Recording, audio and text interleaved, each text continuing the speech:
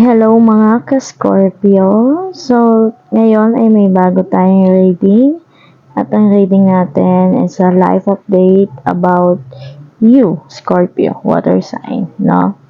For this year 2026. So, ano nga ba yung mga kaganapan sa iyong buhay para ngayong taon na 2026? So, this is a life update. This is a general reading. Anywhere, anytime you watch this, it's your time to listen to it. Okay? So, anything under the sun ang message mo. So, kung anong sinabi ni universe, anong binigay, then that will be your message today. So, let's have first one, the Chariot. Okay, so that is your first card, Scorpio. Another, we have the the Eight of Pentacles. Okay, mukhang maganda. Mukhang maganda ang taon na to sa iyo, Scorpio. Okay? Meron kang ginagawa, meron kang tinatrabaho, meron kang inaasikaso, may binibuild ka, may piniprepare ka, and that will be success. May success doon. May kaganapan na mangyari na maganda doon. Okay? So, next, we have the Nine of Swords. So, Nine of Swords natin. Meron tayo upright. Okay. Pwede yung binibuild mo dito, hindi lang naman tungkol sa material things in life, no? Pwedeng binibuild mo ulit yung sarili mo. Kasi water sign ka, di ba? Most of the time, water signs, ang pinaka-conflict talaga nila sa life is their emotions as well. No? Kapag na-overwhelm na kayo, pag masyado ng puno, talagang ramdam na ramdam nyo. Lalo na pag may mga, naapektuhan din kasi kayo, especially kapag may mga, yung faces of moons? Moon, mga faces of moon, di ba? Yung may full moon, new moon, mga ganon. Talagang kayong number one sa mga signs na naapektuhan. Though, in each person naman kasi, meron siyang different elements of signs. So, sa isang tao, possible na lahat ng elements na sa kanya. Okay? Oh, you have the Empress pa. Oh, pwedeng may Earth sign ka din. Diba? The Chariot and then the Empress. Okay. So, possible nga yun. Going back to what I'm saying, no, Scorpio. So, mukhang may pinagdaanan ka sa buhay at inayos mo yung sarili mo. At dahil inayos mo, eto ka na ngayon. You are the Empress now. So, this year, Scorpio, hindi ko masasabing Empress ka agad this year, no? This year, you could be in the Empress mode if you will help yourself to be in this Empress, no? Kumbaga, hindi ka mapupunta sa ganitong stable na part ng life mo kung hindi mo uumpisahang ayusin ngayon pa lang.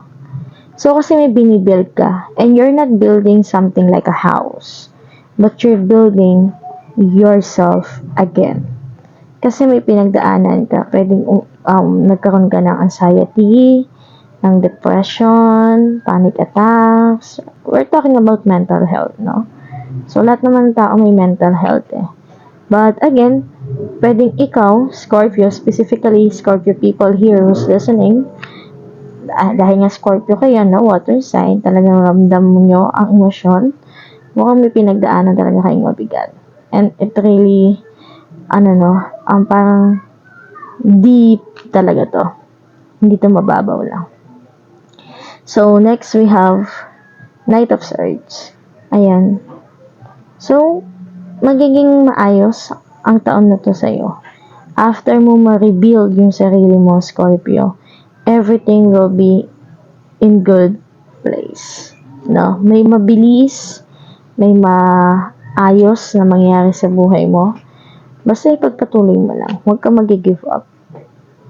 Next, Page of Swords. Ayan o, tama.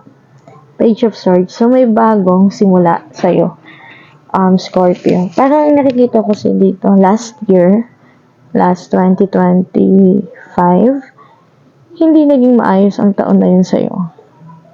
And most or some of the people last year, marami din pinagdaanan, no? So, kung isa ka sa mga yon, then this year is your year for reclaiming your energy, your power back. Ano ba tawag term nila doon? Parang you're reclaiming yourself again. Parang you're going to your boss energy again. No? Bumabalik ka ulit sa Empress mode mo. Which is very good. Okay? Next, we have King of Cups. Ayan, no? Magiging stable na talaga. Emotionally speaking, magiging maayos ka na this year. Which is, ang ganda. Ang ganda ng reading mo, Scorpio. Okay? Parang, you're really rebuilding yourself again. For good. For good to, ha? Hindi rebuilding to something bad. So, it's good. 5 of Cups. Okay? Though, again, it's not that, syempre, no? Tao lang naman tayo. Tao ka lang din naman na minsan, darating sa life mo this year na kasi wala namang perfect days talaga sa atin lahat. Kumbaga may time na you're good, may time na you're not okay. And that's fine. Hindi naman kailangan okay ka palagi. Okay? Kasi nga, yun yung taga-balance eh. And because you were in the King of Cups energy na din this year, you know how to deal with that na.